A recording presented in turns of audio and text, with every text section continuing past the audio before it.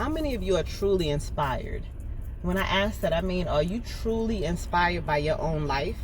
You don't need to look to anybody else for inspiration. You can look at what you're doing in your life, and you can look at what you have in your life and be inspired. I know I look at my children, and they are so great. And I feel like, they're getting so big so fast, and I wish that I could spend more time with them. So they inspire me to work hard, because I hope one day I am able to set my own hours around their lives and just be there for them, because this time is going by so fast and they're not going to be small forever.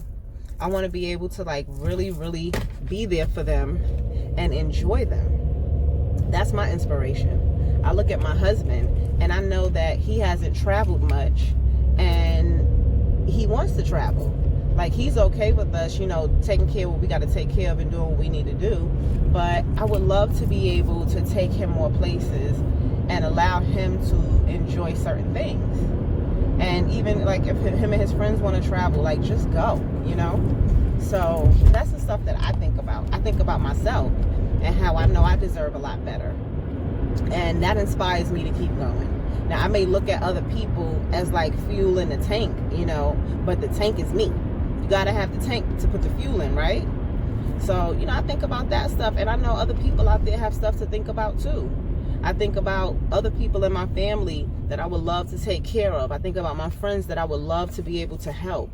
And I can't do that if I'm pouring from an empty cup. I got to make sure that I'm good and I have the stuff that I need. So I just think about that. I'm totally inspired by my family, and I thank God every day that he allowed me to have a family. I thought I was maybe going to have one kid, and I was okay with that, and I got 3. Sometimes we ask for things and we don't know what we're going to get. I didn't think I was going to ever get married, and here I am married. This year will be 7 years. So, and together for 10. That's a long time. So I just want to pull you guys in and let you know that you have inspiration that you can pull from in your life. Continue to do so, because that's going to be what makes you great. That's going to be what helps you to persevere, and that's going to be the thing to help you to trust the process and prepare for opportunity, so you can activate that insane faith. It is all about activating your insane faith.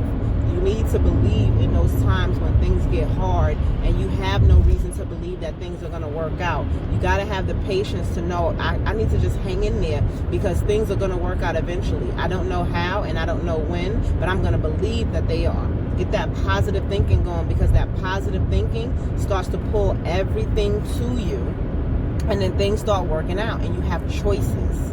Okay? That sometimes is part of the game, having choices. It doesn't have to be that everything is laid out in front of you perfectly.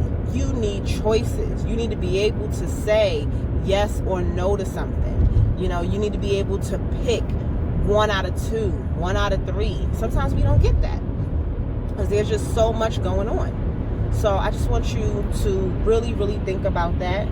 Really understand that God has a plan for all of us. You're here, you're listening to this. There's no way he forgot about you. There's no way things are not lining up for you. You just have to open your eyes, and you have to hold yourself accountable. You have to see if you need to improve in things, and there's always room for improvement. And you need to see what you need to cut out of your life. Are you drinking a lot? Are you smoking a lot? Are you sleeping a lot? Are you eating a lot? All of this stuff plays a part in what you're doing. You have to really, really be mindful of all of this. And if you want change, you got to be the change. You got to work on that for yourself first. So it's just something for you to think about.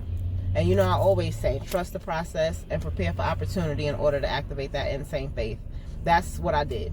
People have been asking me, how did I get to where I am? And that's what I did. I had to activate that insane faith. And it was something where 10 years ago, I couldn't believe that it would get me this far. One of my friends just talked about insane faith to me, and when she did, it just seemed like those were the words that I was waiting to hear. And ever since then, I've been talking about insane faith, and it just makes such a difference in my life, because I'm like, wow, these are the words I need to hang on to. These are the words that explain to me why I'm doing the things that I'm doing, how I can stick with the stuff that I love. Because anything you love is hard work. Your kids, your spouse, your significant other, your parents, your family, your friends. It's hard work.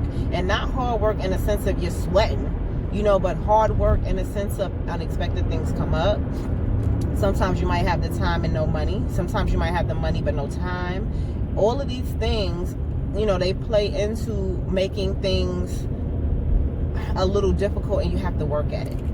So, like I said, just something for you to think about.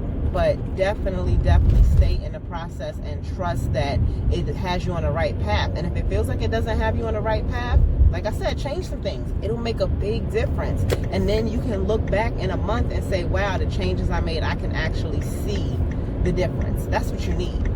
Everybody needs to see the difference in what they're doing and be proud of what they see. That's the main thing.